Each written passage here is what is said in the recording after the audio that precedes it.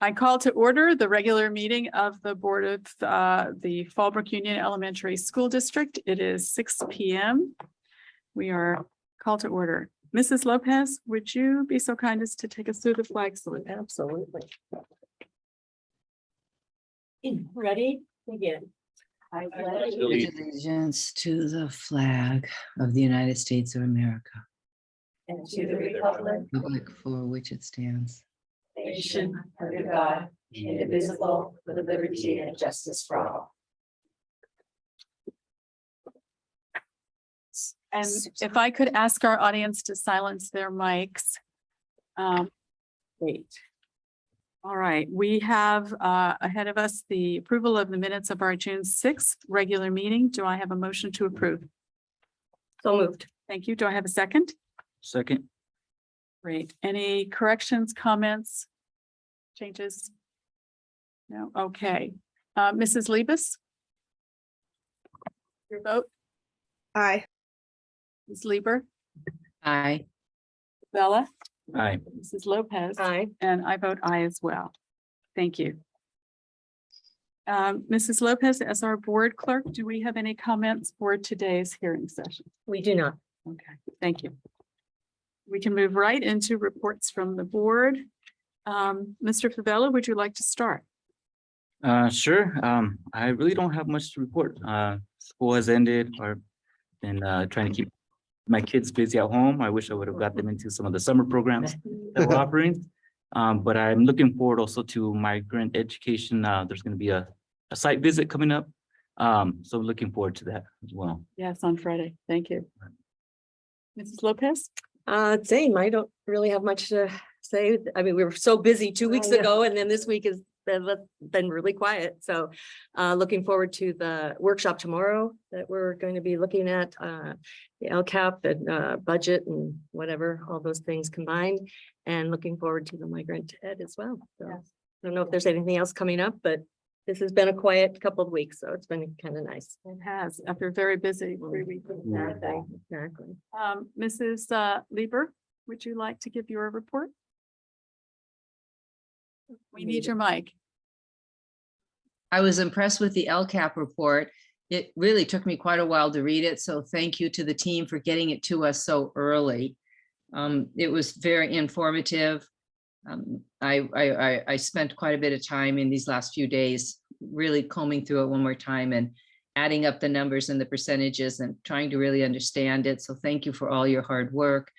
And I am looking forward to our meeting tomorrow at 8:30 to review the scores, the reading and math scores of our students. And I am looking forward to the, I think it's the Fallbrook STEM Academy tour on July 1st. And that's the end of my report. Thank you very much. Mrs. Liebes, could you give your report? Yeah, I just wanted to report on some of the enrichment programs that are being provided to our students by different community groups this summer. The Fallbrook Land Conservancy is doing a series of field trips for our students that are at Boys and Girls Club. And that's thanks to a grant from the Fallbrook Healthcare District. And I know that the Fallbrook Food Pantry also is doing a garden this summer at the Healthcare District site with students from Boys and Girls Club. So they're getting a lot of outdoor activities from the community. And last week I was able to attend camp with our BSA Troop 731 out on Catalina Island. And it was really neat to see our students. Most of the troop are students either from our schools or alumni. And it was neat to see those leaders out in the field using their leadership skills and being able to explore their interests. And one of the things I'm most proud of with that troop is that we do a lot of fundraising so that anyone who's interested in going to camp is able to afford to do that. So I encourage our families and students to get involved with scouting and take advantage of that opportunity. And that is why I'm out sick now because summer camp is a risky business these days. So I appreciate you all having me Zoom in so I can still be part of the meeting. Thanks. Thank you very much. And thank you for giving that report on all the things that are going on in our community for the youth of our community. It's great to have that perspective. I too have enjoyed having a couple of weeks where it's been quiet. I'm very much looking forward to tomorrow's briefing and to Friday's session. I wanted to veer off the agenda for just a moment, and I invite the board to join me if you would like. But today's meeting is special for a number of reasons. We are adopting a new budget. We are approving the LCAP plan. But really the most important thing at today's meeting is that this is Mrs. Norby's final official board meeting with us. So Mrs. Norby, I thought I know you've been an educator for 39 years. So I thought I'd look it up in the dictionary. And I have to tell you, I think they got it wrong.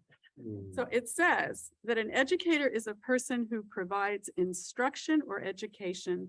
They are a teacher.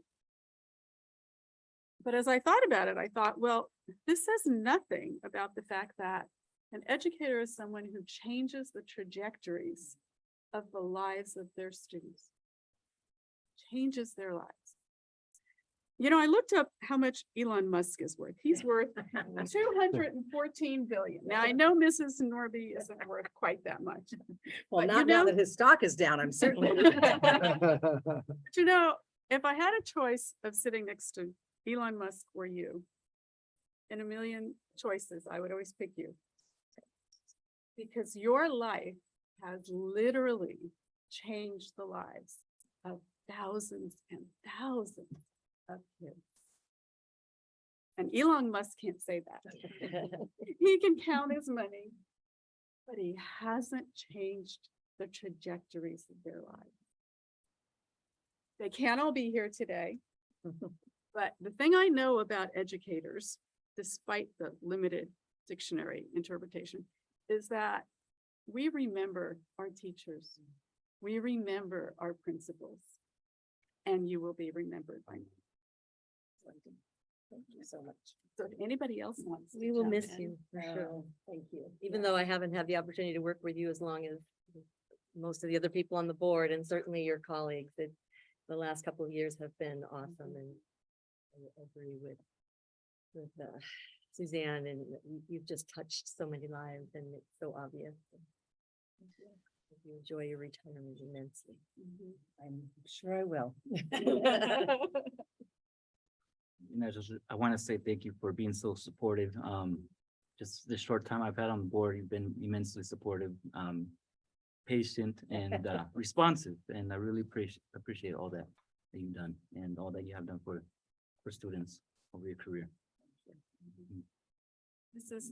Liebes or Mrs. Lieber, would one of you like to say something? Yes, I have my hand raised. I wanted to say that she really was got a tribute from the teachers when we had a meeting a few weeks ago, and they managed to work a question into a eulogy, a going away retirement acknowledgement for Mrs. Norby. And I think, it says so much to have an administrator loved so deeply by the faculty and the staff, because oftentimes you have to make decisions that, are not always in everyone's best interest, yet they know your heart is in the right place. And I just feel there is such a deep love for you in our district from our entire staff, from the grounds crew all the way up to the principals, that everybody knows that you have given it 100%, but even during COVID. But whatever's been thrown at you, you have risen and made it a better world for all 700 of our faculty and staff. So thank you. Well said. Mrs. Liebes? Yeah, I'm sorry that I'm not there in person to say goodbye to you, Julia. It's been an honor working with you, and I appreciate everything you've done for all of our students. And I hope that we will see you again frequently. Thank you. Thank you. Well, it's been quite a ride. We've seen a lot of changes in 39 years. Some things that are one way and back this way, and then back this way and back in the middle, but nothing like the last 2.5 years.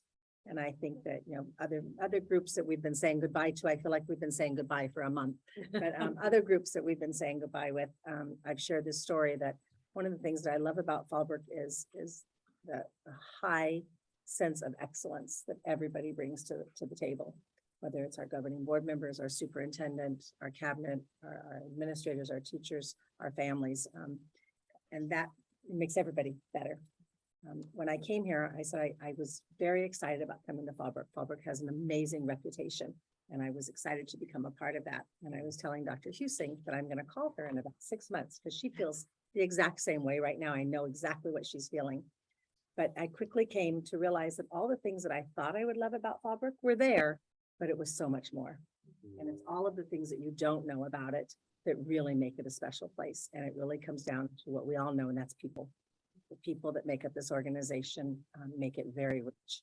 And our students are very lucky to have such dedicated people. And I'm proud to have ended my career here. So thank you to governing board, to Dr. Singh, my colleagues on cabinet, and all of the wonderful people that I've met and worked with over the last 5 years. Thank you. Well, we look forward to hearing about your adventures. Yes, yes, they start very soon, a week from tomorrow. Awesome. Well, with that, do we have a report from the superintendent today? There's no report from the superintendent. I would just add that Dr. Husing started this week. So she's been with us actually last week and this week, kind of transitioning and getting to know the lay of the land. It's been a pleasure to work with her. You're in very good hands. She's made lots of connections already with people as well as with programs. And I have no doubt she's going to just pick up right where we've all left off. And with that, that's the end of my report. Thank you. Thank you very much. Okay, that takes us to administration. We have before us, we need a motion to adopt the local control accountability plan 2021 to 2024. Do I have a motion to approve? So moved. I second. Thank you very much. Do we have any comments or questions? Yes, Mrs. Norby? So I just want to remind everybody that we made a couple corrections to the, or additions and changes to the LCAP that we sent to you over the course of the week. So I've included those in the very front of the packet that I gave you. Everything's in order of what we're going to be talking about tonight. The first one is there were some budget changes based on the changes that we made to the LCAP. So those are reflected here. And then the actual changes only were in one area of the LCAP based on our data review. As you'll see tomorrow, as we dug deeper into our data, math is a great concern for us as we move forward. And we've spent a lot of time and energy and resources on ELA. And it was a recommendation of just about every group that maybe we might want to do something about math this next year. So we added in LCAP goal number 1, action 4, we added 4 instructional TOSAs in the area of mathematics. And then not anything to do with mathematics, but another change in that same goal was additional PE assistance. So we have PE assistance now, but it was requested by the grade level teams, our principals, and our PE coaches that if we had an additional one, more teachers could go out at the same time for PE, which wouldn't have allowed for the whole grade level to have planning at the same time, which of course is maximum benefit for our children. So those 2 changes are reflected in the LCAP. And if it is approved this evening, that will be the one that we submit to the state. Okay, thank you. Appreciate that. Any other comments or questions from our virtual board members or board members here? Don't see any hands, so I think we're ready for a vote.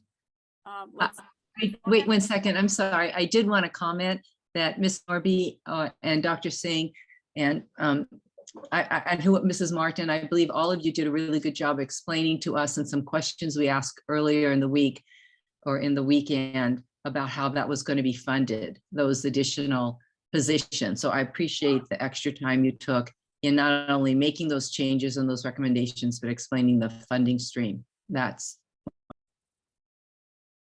you very much. Well, I call for a vote. Mrs. Lieber, would you like to start? Aye. Mrs. Libas, Aye. Mr. Favela, Aye. Mrs. Lopez, Aye. and I vote aye as well. The plan is adopted.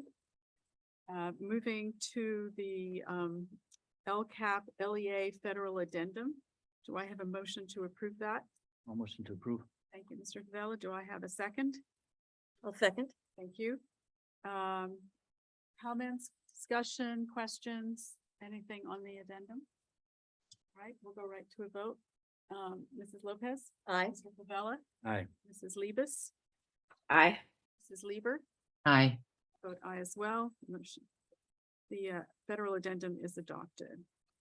Moving to business services, we have an information item or ending fund balances. And that's information only, but we do have just a slight next item, which is the 2022, 2023 budget. Do I have a motion to approve? I move that we, Right, do I have a second? I'll second. Okay, great. Okay. Mrs. Martin, you did a fabulous job last week. Thank you. Do we have any changes to the budget other than what Mrs. Norby pointed out to us just now? It affected the ending fund balances with the changes that Mrs. Norby outlined. It actually helped us though, because if you recall, the concern about the reserve cap being limited to 10%. So by doing this, it actually assigns these funds and keeps us well under that 10% limit that's there. We also fully anticipate that we will be receiving significantly more state funding than what the budget was adopted with, because we were very conservative in the revenue estimates. So we anticipate that hopefully at the state level, they finalize their budget by the end of June. And then over the summertime, we have the opportunity to update our budget. And we will be bringing that back to you right after school starts, probably in the fall time, maybe the first interim time, which is as of October 31st, with all of the updates, all of the increases in funding. And we know actually where the people that we hire, what they actually cost versus the budget. So we updated at that time. But no, we're in great financial shape. And this is, I'm very proud of this budget and very proud of all the work of all of my colleagues and the collaboration with Ms. Norby and Dr. Curcio. And, you know, if I could just add, it's bittersweet. Mrs. Norby and I have worked together now for 5 years. And wow, she's awesome. I have great faith in Dr. Husey. But especially throughout the pandemic, we joked the plandemic of all these plans we had to write for the funds. But she has been just a phenomenal partner and mentor to me, and she will be greatly missed. Well, then I think we're ready for a vote on the budget. Let's start. I did want to say I want to have one question. Yes, Cindy, Mrs. Martin, will you be putting the pie chart on the website and then updating it as the funding shifts around? Because I do think, you know, Mrs. Levis and you were so sweet to give us that a few years ago. And I do think that's the easiest way for many of us to understand the funding sources and the way it's allocated. Thank you. Yes, it will be posted. Well, it's actually required to be posted now, so we will be posting after this meeting tonight. Tomorrow, Mr. Trench will be updating the new LCAP that's approved. Fabulous. Thank you. We have 2 votes. The first one is just for the ending. Oh, do we have a vote? Not That's just for information, but then the other one is your. right. Yeah, the Okay. 2023 Perfect. budget, Yeah. right? Okay. Okay, good. So we have a motion to approve. We have discussed, and I think we're ready for a vote. Mr. Favela, Aye. Mrs. Lopez, aye. Mrs. Libis, Aye. Mrs. Lieber. Aye. I vote aye as well. The budget is adopted. Congratulations. Good job. Great job. Really terrific. Our next action item is resolution number 3321/22. It's regarding the education protection account, and I need a motion to approve. Motion to approve. Thank you, Mr. Vella. Do I have a second? I'll second. Thank you. Any questions, comments? No? Okay, let's start our vote. Mr. Vella, Aye. Mrs. Lopez, Aye. Mrs. Lieber, Aye. Mrs. Libis, Aye. and I vote aye as well. The resolution passes. Human resources. Last board meeting, we had the job description for a new digital media specialist, and that was an information item. And thank you to those on the team who gave the board additional information about the background. Mr. Morris, that was very, very helpful to have that. And it was good to know sort of what that whole department's role entails. So do I have a motion to approve the job description for a new digital? specialist? I move. Thank you. Do I have a second? I'll second. Thank you. Any further information, Mr. Morris, on that, or questions from board members here or? I appreciated Mr. Favella's questions about the salary range and the responses, I guess, from Mr. Morris about the justification for that. That helped me understand those a lot better, and I appreciate that conversation we had by email. Thank you. Yes, I agree. I would say I appreciate that we can add this position to our school district. I'm both the director of communications and messaging. As this is the line of work that I do as well. And there's a lot that goes into this. We're not just posting memes on social media. There's a lot of strategy involved. A lot of strategic thinking, planning, meeting deadlines. I mean, I understand the work that goes into it. When an organization can have these positions filled, we've seen it. We've seen the tremendous amount of I guess the brand of our school district is out there, and we need to be very competitive in our community, right? So again, I'm glad we can provide this for our district. I would echo that, Mr. Trench. The brochures about the district have arrived.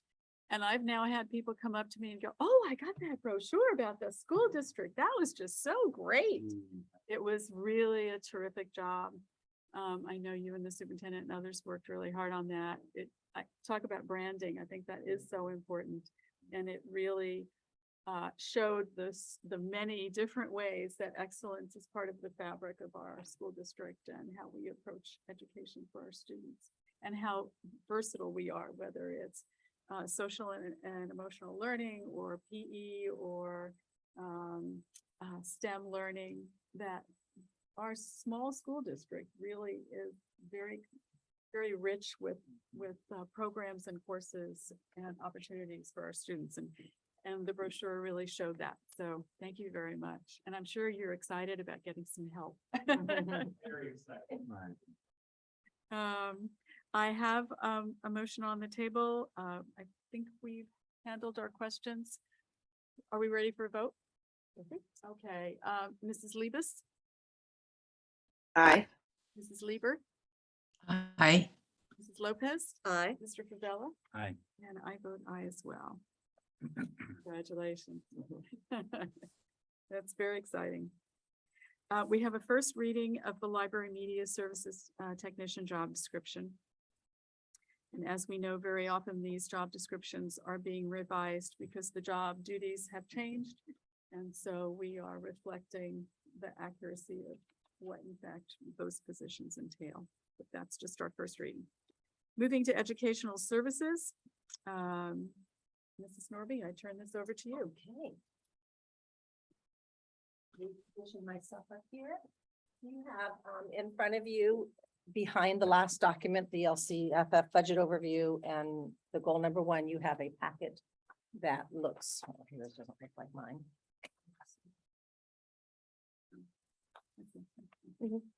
This is a copy of the slide presentation. I know you always like to see this. And then you had a link to this document in the board update on Friday. This is the actual document that we turn into the state, the official template of the dashboard. So you have both of those in front of you. Just get that set up for you. Thank you.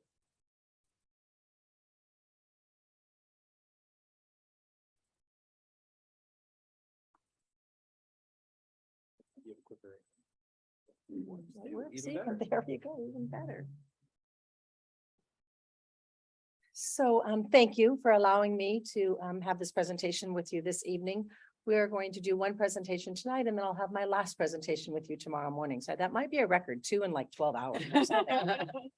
But tonight's presentation is a little bit tricky to understand, especially for some of our new board members, because it really has to do with the California School Dashboard, which has been suspended for the last 2 years. So if you're new to our board, there's no context for you with this, but I'm going to try and bring you up to speed a little bit, and then know that in probably December or January, when that dashboard comes back to life, you'll have a full presentation, probably from Dr. Husing, on exactly how we're scoring on the dashboard.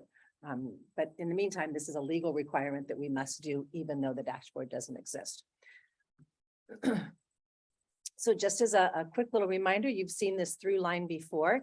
These are kind of all of the parts of the assessment that the state requires that we review. The first one is the dashboard that they talk about. Now, we always find this in the business kind of an interesting thing. They require that we look at this dashboard that comes out with the state, that we look at this dashboard and we determine how we need to improve. Well, here's the really interesting thing. That dashboard comes out in December or January of the school year of data that's a year old, or from the 2 years ago. We've been looking at that data for 2 years, deciding how we're going to improve. So we say we do it, but no, we've already looked at that data long before it shows up on the dashboard. And then it asks that we review some local data. So there are lots of things in the LCAP that have to do with mandated data, like the CASC test or your local STAR 360 assessments or your suspension rates. There's lots of things that are required. And then there are some things that we collect data on at the local level, and that's what we're going to report to you tonight on. Okay. So this is what the dashboard used to look like. I say used to because we're not sure what it's going to look like, but this is what it used to look like. And you remember that we have those 8 priorities that the state has, and these are the different areas that we have to report our progress on. Most of them are data that is uploaded directly to the state. So our CAST scores, they get those, they put those in there. Our suspensions go right to the state. Our attendance goes right to the state. We don't have to do anything to those. But then there are these other local indicators that we have to give a report to the board, and then we have to upload that report to the state. So on this side, it shows you those indicators over on the left are the ones that automatically get reported. Those top 2 are crossed out because they're mainly for high school districts, so we don't report on those. And then the ones on the right side are the ones that we actually are going to report on today. Basic conditions, implementation of our standards, parent engagement, school climate, and access to broad course of study. So those 5 areas are ones that you don't really have a lot of hard data on. It's soft data that you have to go in and look at and analyze and make some assumptions from, which is exactly what the local indicator tool does. It gives you a process to go through. You can either meet or not meet in either area. It's indicator met or indicator not met. What I want to emphasize is that indicator met doesn't mean that you performed in an exemplary way. You could have actually performed very poorly and you want to improve, but that doesn't mean you didn't meet the indicator. All you have to do to meet the indicator is you have to review your data, make some assessments from it, fill out the template, make some goals, and then report that to the board, and you have met that goal, okay? So it's not an indicator of performance, it's an indicator of action, that you've reviewed the data and you've set some goals for it, okay? So let's talk about the different indicators that we have. The first one is you can find it on page 4 of the actual report if you're interested. I'm sure you probably reviewed that in all of your documentation over the weekend. But basically, basic services and conditions. Are your teachers in the right places? Do they have the right credentials? Do they have access to our curriculum? That you want to make sure that your schools are safe and that they're clean. So you might remember we have a FIT report that comes to us every fall where they have somebody come out and look at our schools and make sure that they meet all of the guidelines. So then we report that in our SART. This is an area that our school district does very well in. We don't have any misassignments. All of our schools are labeled as fit in good repair. We have access to all of the curriculum and materials for all of our children. So in our review of this, we excel in this area. And because we have reviewed it and we have shared it with you, we now have met that goal. Does that make sense? Yes. That's how this is going to work. Okay. And then priority number 2 is about our academic standards. How well are we implementing them? And as you saw in the template, there's like a rubric and they list all of the different subject areas. And then you have to subjectively determine how you think you are implementing those different areas. What we do, Dr. Curcio and I really are kind of the keepers of this document as the dashboard coordinators, but we look at all of the data that we collect through our LCAP input sessions, especially from our teachers union, from our classified union, and from our parents. but in this particular one specifically from our teachers. And then we look at our different reports that we get from our principals on implementation, and then we make some assessments. And as somebody pointed out in our communication this morning, some of it's very subjective. Is it a 3 or is it a 4, right? So you have a 1, 2, 3, or 4. So you can see in the actual document, the areas that we indicated and how we are performing. But mainly, I would just want to highlight that we feel that the implementation of our ELA and ELD curriculum this year is a real strength for us and a highlight. We are not completely over on the far right of the rubric for that because we're just starting. But we feel like we had a very good positive start and that our professional development for our teachers was excellent as well. And and that was indicated to us by the surveys that we did with our teachers also. The addition of our literacy coaches, we feel really helped us to be able to implement these standards and to excel in a way that we may not have seen that same traction without them. And then, of course, our Luminary Arts program. Our children had more exposure to the arts this year than ever before in our district. So those are all things that we think are helping us to implement the state standards in a positive way. And then, as mentioned in the LCAP, we also will have a health framework task force starting this summer that will allow us to dig deeper into the new health framework and then talk about ways that we can make sure we're implementing that across our district and in all grade levels. So we've now reported on that. We've now reviewed that goal, assessed that goal, reported that goal. That goal is met. The next one is priority number 3, parental involvement and family engagement. This particular goal, it was a really hard one the last 2 years, as you can imagine, with COVID. But we're really proud of the work that we did do, and we're proud of the various ways that we engaged our parents and learned so much from that, as we talked about 2 weeks ago with the LCAP. Our families actually, in some of our meetings, we had greater attendance rates than we did when we were in person. And certainly we'll continue to find the balance between that and a hybrid. We know that we had very good data when our parents came and reported to the board on how they felt in our schools and on the surveys that they did with our families. I would say some of the highlights for us is that we actually had a 10% increase in parents feeling that they had voice and that they had some power and control over what was happening in our schools. That's an area that we've been focusing on in the past. So it was really nice to see that as an increase. We had 11% increase in positive responses to the workshops that we offered for our parents, that we were listening to what they wanted and that we offered them. And we are expecting more of that next year. And we have some new ideas and some old favorites that they want to make sure that we continue to offer.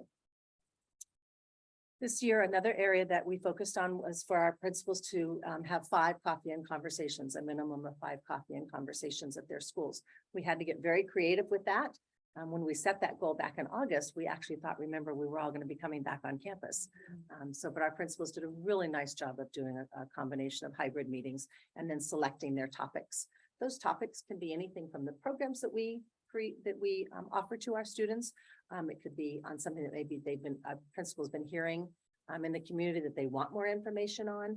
So it's a great way for us to answer the call from our parents, but also to kind of toot our own horn a little bit and get the word out to all of the great things that we're doing.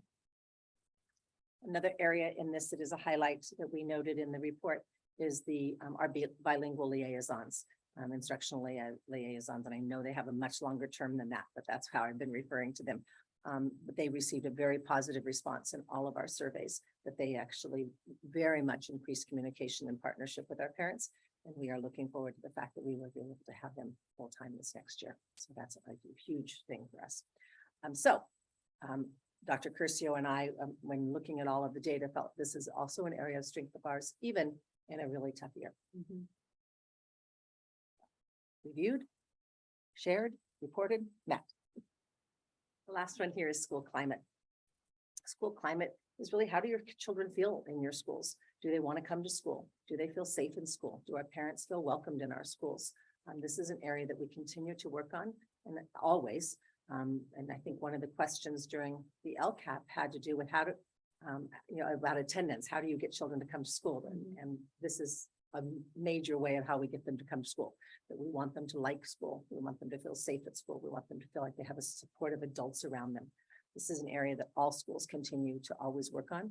I think that most schools saw a dip in this during the COVID, during our time of COVID, mainly because our children weren't on campus all the time, and mainly because the world wasn't really feeling really safe a lot for a lot of people. So we're looking forward to seeing how this data continues to grow. That being said, we still had increases in that our fifth graders scores and school connectedness grew from 64 to 71%, which is nice. And then the perceptions of feeling safe at school from 71 to 82%. So nice growth in both of those areas. And then our seventh and eighth graders and their belief that school was perceived as a safe place grew from 50 to 68%. So that's nice growth as well. I think that you'll notice from the LCAP goals, this is an area that we are investing a lot of time in this next year. Okay, so reviewed, shared, met. And then the last one is that access to a broad course of study. And I think it was Mr. Favela that was just talking about this, that we're able to offer so many variety of programs to our children. And that falls under this broad course of study. You know, we absolutely know that certainly reading and language arts and mathematics are important, but we want a well-rounded student. We are proud to be able to be one of the only school districts that offers a credentialed PE teachers for our elementary school students. We offer a dual language program at May Ellis and the pathway at Potter. We also have the offer of the virtual academy, so different options for our families. And included in this would also then be our luminary arts and all of the programs that we've offered with them. Our innovation labs fall under this category. So I think we have a very broad course of study for our students, and especially for such a small district. A lot of resources are going into that. Reviewed, shared, met. That actually concludes the formal portion of the presentation. But I guess I would just like to close that, you know, every time we do these reviews and these reflections, it's an opportunity to really reflect upon the work that so many people have done. And certainly this last year is no exception to that. There has been great work by many people to make us be able to not only review this data, but to be able to review it in a very positive manner. So a big thank you to our teachers, to our classified staff, to our principals, certainly, and to the ed services team that works to make sure that these programs are in our schools, and to our business and grounds people and child nutrition to make sure that our schools feel safe and are safe for our students. So it's been a nice process always to review and look for areas of growth, and as well as celebrate the successes. Any questions? Any comments? Great job. You'll be able to see the dashboard. I look forward to seeing what it looks like this next time. It'll be curious to see that. Do we have any questions from our virtual board members, Mrs. Lieber or Mrs. Liebes?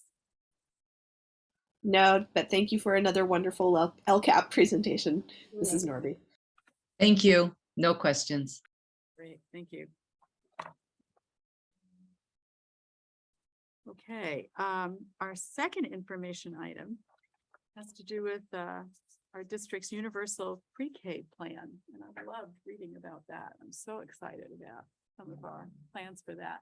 Do I have a motion? Oh, I don't need it because it's just information. This is the fun stuff. And Dr. Curcio, I love that first slide. Thank you, Governing Board, for having me here tonight. I'm very excited to talk about our universal pre-kindergarten program. I do want to start off saying it's so easy to work in a district where we are ahead of the curve and we are so cutting edge. And as you were having the opportunity to read through the plan, you probably got tired of reading, we already do that. But it is great when you have to build a program like this to have a very solid foundation to do that. So I'm very excited because in Fallbrook, we're embracing this vision that California has, but we've been embracing it now for over 10 years. And so some of the struggles that neighboring districts are going to go through in order to really implement this, I feel so fortunate and grateful to have been a part of in my time here, that we're just kind of building on some legal changes that are occurring. So this presentation will be brief, but I cannot say enough how important early childhood education is and how as a district, we have truly embraced that. And just that integration and understanding that our earliest educational experiences benefit our students so greatly when they start school.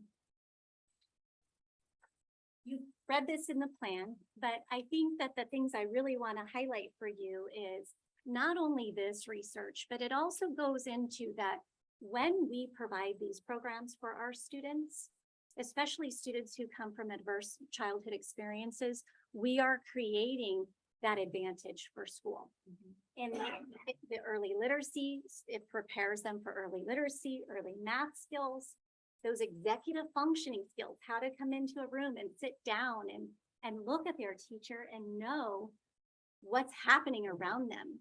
Doing school for the first time for many children is just learning how to navigate the environment and what is expected of them. But the other part of this research is really about when we provide these programs, it helps curb identification for special education later in life, and it also helps curb the need for repeating grades.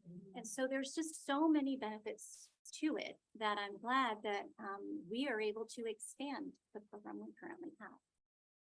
In Fallbrook, this has been our mission for early childhood ed, and that is school readiness and to prepare students to be that lifelong learner and providing more access to our diverse learners, because we know that our children all come in so uniquely different. But we also know that students who have early childhood experiences, they gain the vocabulary needed to close that gap for a lot of them. And it's also the very first step to achieving our portrait. You know, we've talked a lot about that this year, and with the formation of our goal of what we want an 8th grader to be. Well, believe it or not, it really starts when they're 3 and 4. And so this is the first steps to beginning that journey for us. And so I'm going to talk a little bit about our previous journey, where we are and what we're building on, because I think sometimes we forget. You know, in Fallbrook, we had started offering transitional kindergarten over 10 years ago. That was before the creation of a transitional kindergarten program. We called it Preppy K, Jumpstart Kindergarten, right? And it was the first year of a 2-year kinder program. So you did transitional K or Preppy, and then you did a regular year of kindergarten. And it was very focused on kindergarten standards. And the reason for that was it was kinder age students, but they were just the younger students.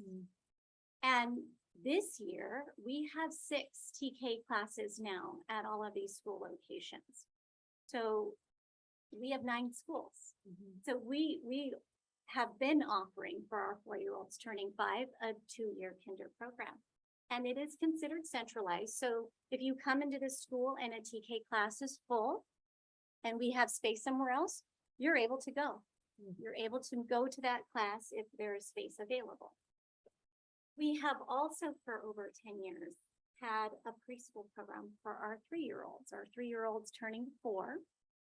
And we have general education classrooms at the Mike Choate Center. You have had the opportunity to tour there.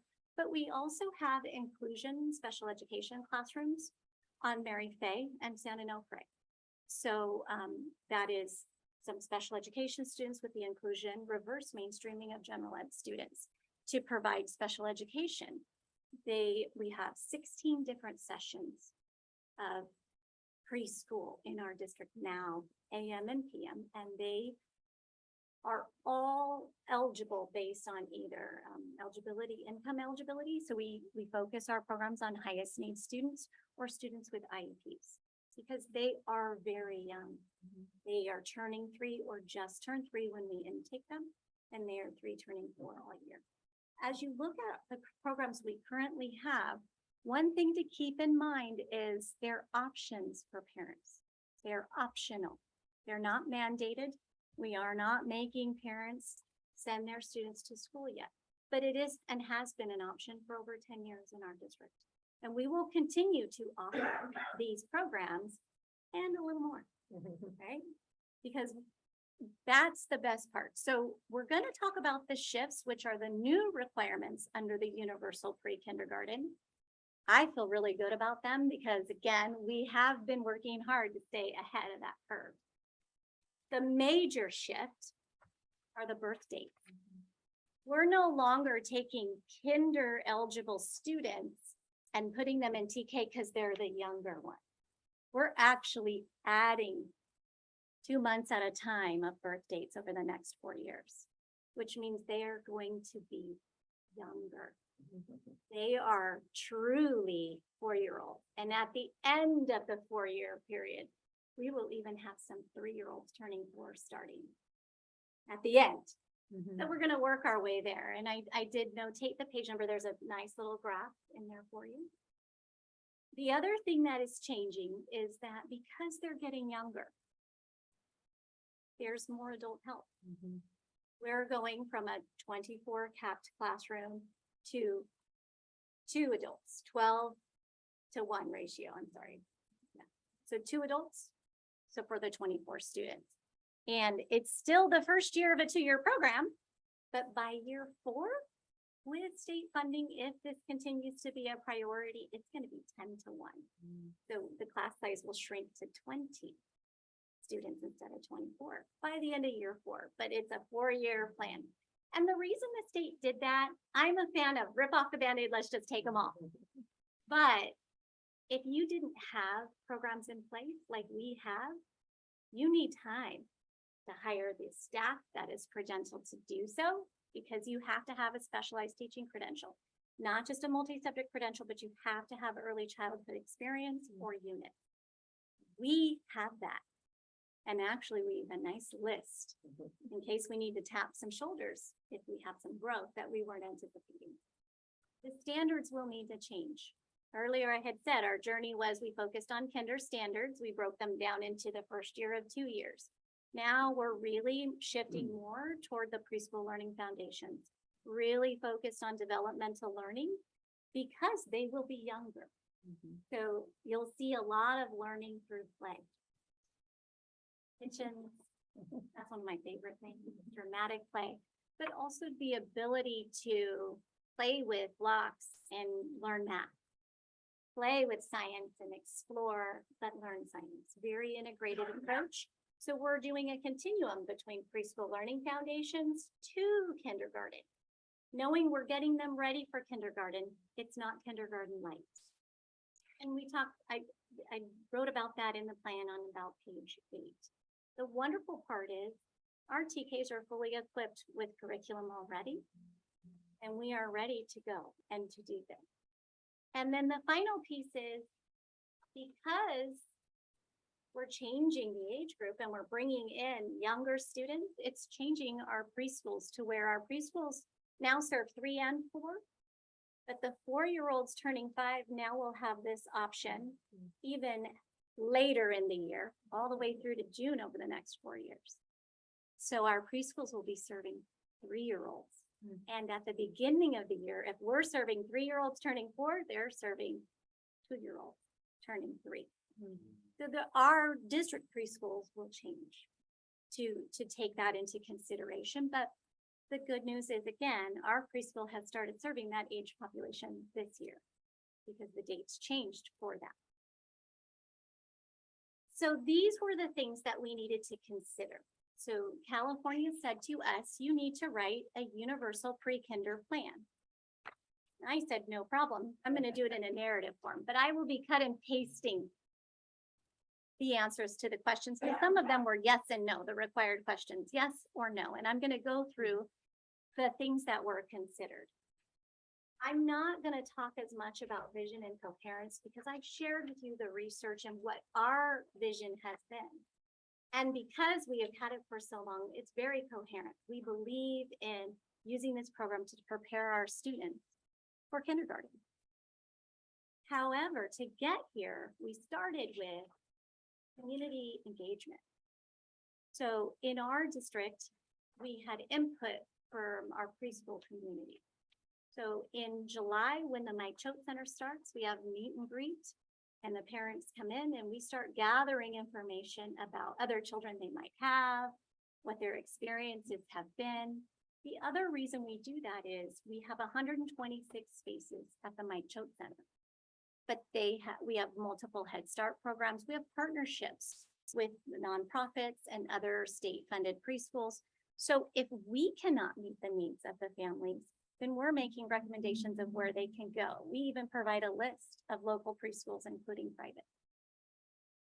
So we have a meet and greet in July for general ed preschool, and then our special education preschool comes on board in August. So we started there this year knowing that this was coming. I can't remember. I think it was Mr. Favela asked us a while ago, what's up with this UPK? We said, it's coming and we're ready. In our LCAP input session, so when we talk about our LCAP, you can see even our previous ones had our preschool written in. And our TK is a part of the plan. But this year, we still ask more questions like, if we're gonna have younger students, what could possibly that look like? So with our DLAC and DAC, which is our district parent committees, we also gathered input on that. And when we looked through all the comments of needs assessments, I specifically also filtered for comments made about preschool and their needs.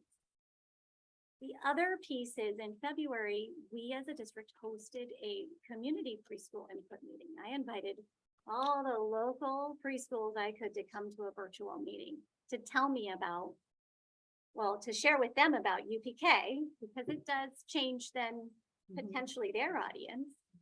But then also for us to talk about how is this going to impact all of us. There was a little fear in the community that they would be losing kids to a full day, 5-day-a-week program, because our current program has to mirror, our TK needs to mirror kindergarten. Well, that's 5 days a week, 6 hours a day, right? And so there was a little fear of loss, but as we talked about it, parents, this is an option for them. If they don't believe their child's ready, they don't need to send them, and we will be here waiting for them when they start kindergarten. But if it is something that they want, it's an option in our community. And our plan is for any eligible TK student to have a space in our schools.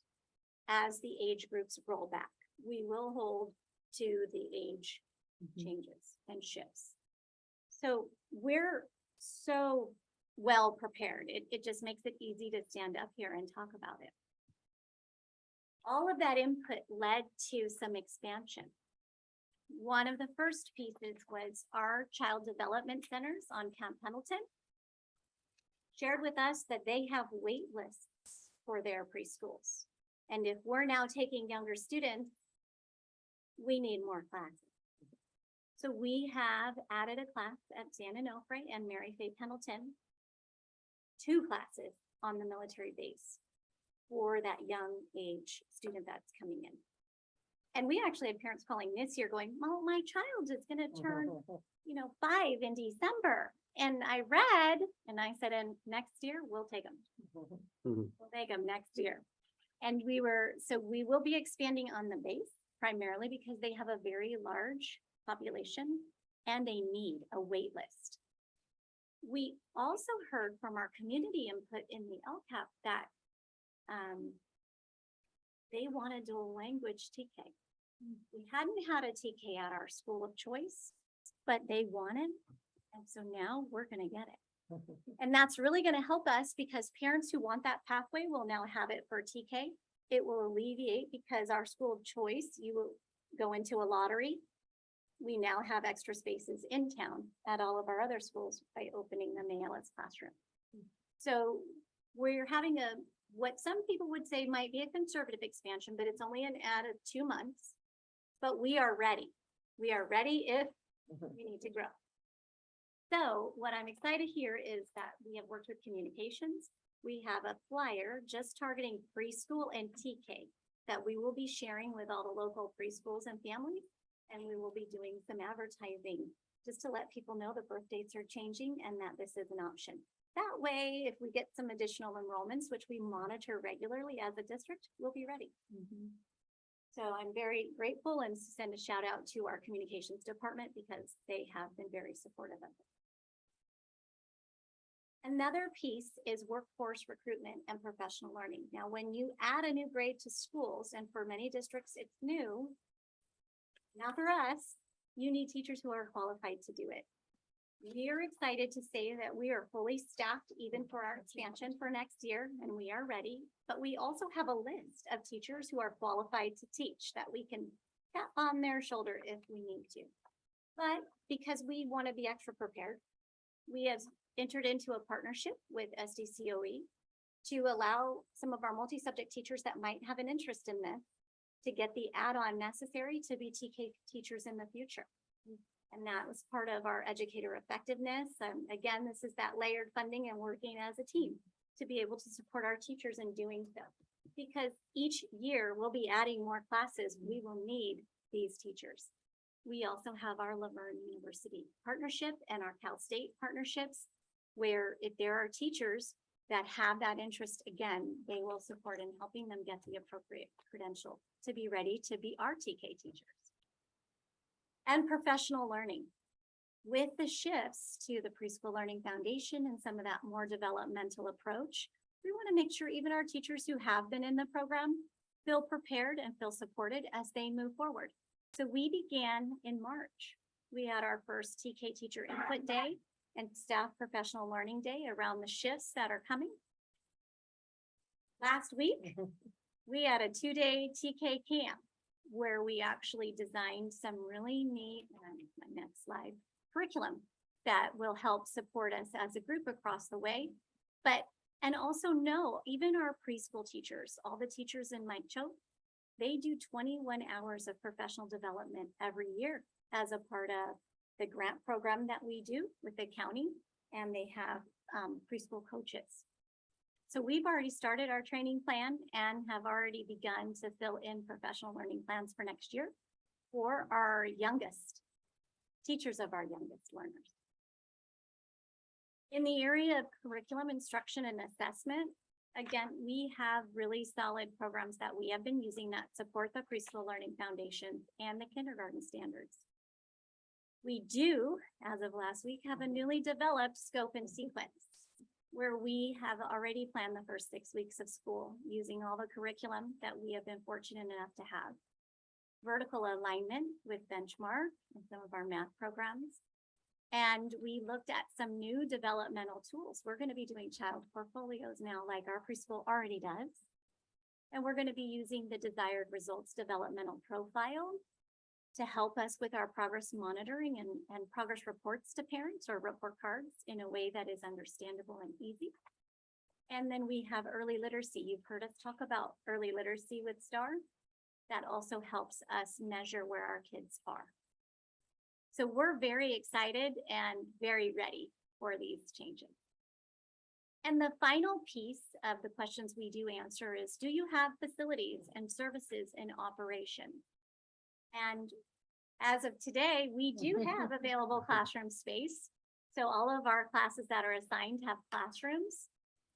We are excited to say that as our business department and facilities department is working on the development of that new master plan, they are keeping in mind how the TK and the growth of this, what they're saying is a new grade level, but not for us, but how the growth of this grade level is going to impact our master plan, and it's part of the discussions already. And services, we have always offered our TK students the same services as kindergartners, age-appropriate services. They already have ACES offerings. They will have expanded learning offerings. They already have access to child nutrition services. And if they live in an area where we as a district provide transportation, they get transportation. And if they have an IEP or something else that requires transportation, it is already offered to them, including at the preschool level. So that's the beauty of having such a robust program already, is that some of the facilities and service and those operational questions that people are struggling with, we already had a plan. And it feels really good to work with such a team that is forward thinking and ready for what's coming. So I get to the fun slide. Have any questions? I do have one on our preschool program. It sounds like the funder is SDCOE. Is that a Or how is that program funded? Because I noticed in the report, it said it would continue as long as the funding continues. And so I was So curious. Our Mike Choate program, so our general education preschool program is a 12-hour-a-week program with AM and PM sessions. It is funded through the California State Preschool Program. So it's CSPP. That's the contract that each year we bring to you and we say, oh, and it is approximately a little, just south of $700,000. It does pay for itself. Now, it is an income eligible program, and we do have to prioritize our students with the greatest need in low income and language, and students with special needs. We also have special education, which is funded through our special education funds. So that would be the programs at Mary Fay and Sano, and of course, we have always supported our preschool programs across the way with general fund for the buildings. You know, the operational costs don't come out of those specialized fundings. We as a district have always supported that, including some of the staff that is there. And with new funding that continues to become available because this initiative is so important to the state, we participate in that. Your question about the county, though, we do receive at the Mike Choate Center about $40,000 a year to participate in a quality preschool initiative. That's one of those local preschool groups that we work with, where we have a coach and they come out and we participate in some of the different assessments, but it also allows us to have that additional money to spend as we need it on our preschoolers and their needs. And because we receive it, everyone in the Mike Choate Center benefits from that, including our special education students. We also had, and just about done expending our inclusionary grant. We built that new classroom at the Mike Choate Center with a preschool inclusion grant. And with that came some funds to be creative. And so we were able to get some new furniture for the classrooms and really have that opportunity to take that grant that we wrote and start expanding our inclusion programs. Thank you. You're welcome. Very good. So you said that these programs are optional. Do we have any idea how many of our community members use the pre-K program at all? So currently this year at the Mike Choate Center, because of COVID, we have about 108 general education students there. So usually we are at capacity, which is about 126. That will continue, and I believe that's going to go up. We also have an additional about 65 education students at the Choate Center, and then we have, I would guesstimate between the two, another 20 on the military base, but that fluctuates. As soon as they turn 3, we work with local organizations to bring them in and provide them with their free appropriate public education as soon as they're 3. We are guesstimating an increase of about 75 TKers to the district, which is the addition of those 3 classes. The majority on the military base, because now they're moving. We're seeing travel between new people coming to the base. And because we're a Marine base, we typically attract the littles to about, you'll see very large K through 2, K through 3, and then they typically move as they get older. So we're prepared for 75 new TK students, but we currently already have 6 full classes with 24 kids in each class. And I think another thing to keep in mind is we do have parents that it's an option, if there's space, to say, I have a student that was born in the last half of the year and could be in regular kinder, but they're not ready. So we put them in TK because it's called continue in K, and they're allowed to do that. And we support them with that. However, we will be a lot slower to do that because we want to ensure that all of our age eligible TK students have a spot if they want it. Doesn't mean we won't allow for that intent to continue in K, but they might start in a K and then do an intent to continue in K again. But we do have early admittance policy for when they turn 5. Mhm. If they decide they change their mind and they want to start. And do these programs at all fall under inter-district transfer types of things? Do we have people from other districts asking to come here? We have, because a lot of districts have transitional kindergarten, but they're centralized. We call ours centralized, but we have one almost at every school, and now we will have one at every school. And so it does happen, especially on the base, because if not every school has one, which the goal of this UPK is for that, they will come to us.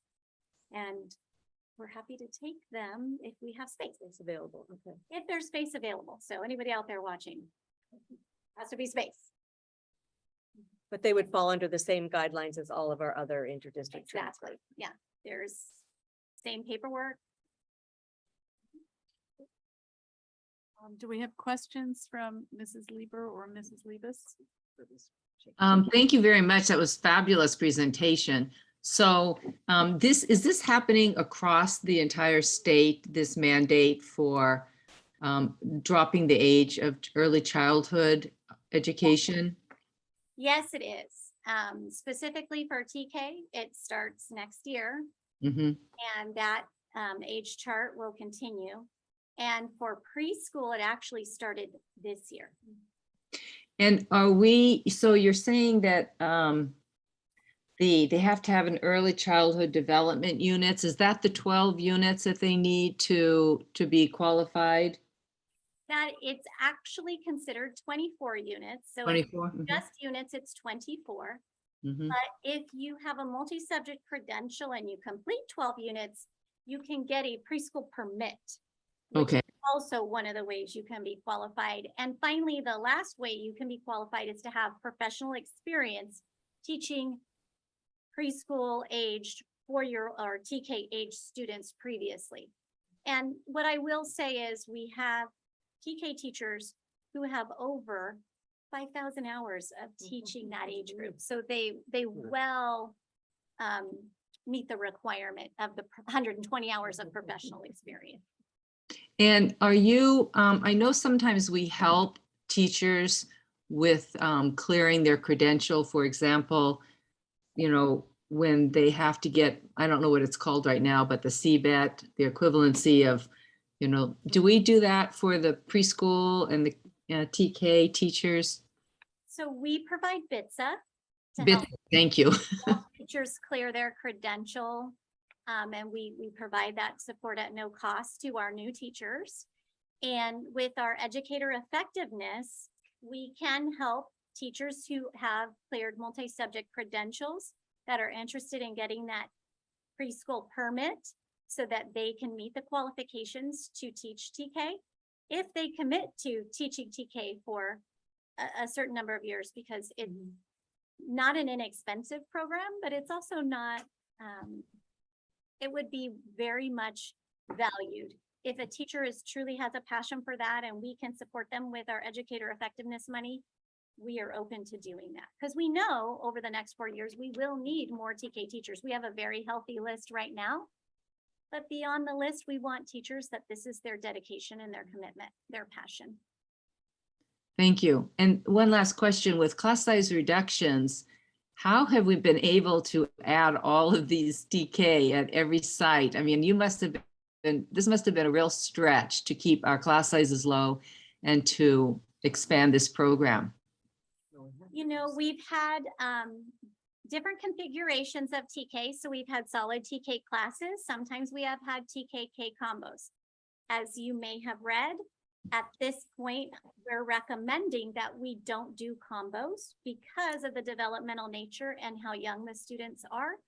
But again, it's almost like if you build a really solid, strong program and they come, our business department and our collective team finds a way. And we have. Thank you. Great report. Mhm. Thank you so much, Dr. Garcia. Thank you. Very Dr. exciting. Garcia And I her love team. all the visuals. Mhm. I put your report first. It makes me smile every time I see Yeah, it, right? it really made me smile when I found it. Great. Thank you so much. Thank you. for Thank you, nice. Dr. Kirsten. Thank you for all of the work you did with the community and the state. Absolutely. Engagement partners to write our plan. It's a beautiful job. Absolutely. Okay, that takes us through information, workshop and conference attendance, pretty standard. We are now at the consent agenda. Do I have a motion to approve the consent agenda? I move to approve. Thank you. Do I have a Second. second? All right. Thank you, Mrs. Lopez. Any questions regarding the consent agenda? Okay, let's go for our vote. Mrs. Lopez, Aye. Mr. Favela, Aye. Mrs. Libis, Aye. Mrs. Lieber. Aye. I vote aye as well. The consent agenda passes. And that takes us to the end of our agenda. Any future items for consideration? So for those board members who are here and virtual, we will see you tomorrow morning at 8:30. And staff, we thank you for your very long 2 days that you'll be putting in with me. And with that, our meeting is adjourned at 7:12 p.m. Thank you all.